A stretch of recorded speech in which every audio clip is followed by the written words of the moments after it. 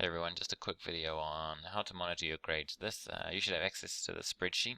Should be a link inside of your e-class called Calculating Your Current Standing, or how to calculate and monitor your GPA, something along those lines. What we want to do is I've just put the instructions in here, color-coded them so you know where they all match up. Enter the type of assessment that you have. So if you've got participation marks, put in participation. How much is that worth? It's worth 10%. Okay. Midterm 1 is worth 25%. Midterm 2 is worth 25% as well. And then we just want to go and put in our score. This here will tell us if I type in this incorrectly, it will show that down here, oh, I'm missing something. This is not quite right. So this here should equal 100% down here. And I'll adjust it. So if we go through and we just go through and we want to, we may have to, for participation marks, we may have to guess. But let's just say I'm going to get 100% of my participation marks. I'm going to get all of them. Midterm 1, I got a, let's say I didn't do too good and I got a 60. And then in the next midterm, I boosted it up a little bit and I got that. We'll keep that at a 69.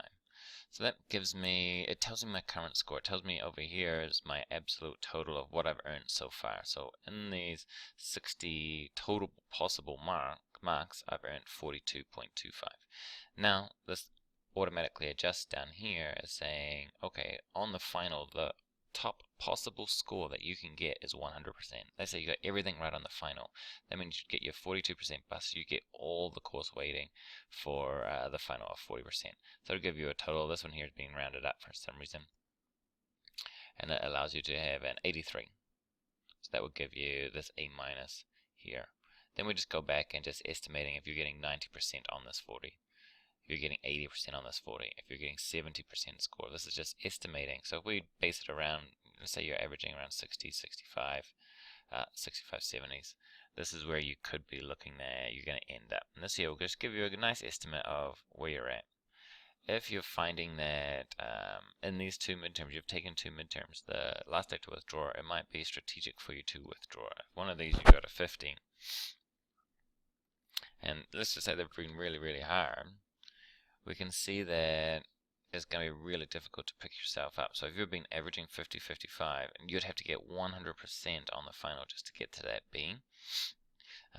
This here is probably more appropriate to be looking at. Is it still worthwhile? Getting there, staying around that C, that 2.0 GPA, is it worthwhile to continue in this final? Is it likely that you'll be able to boost up an extra 20, 50, 15 points?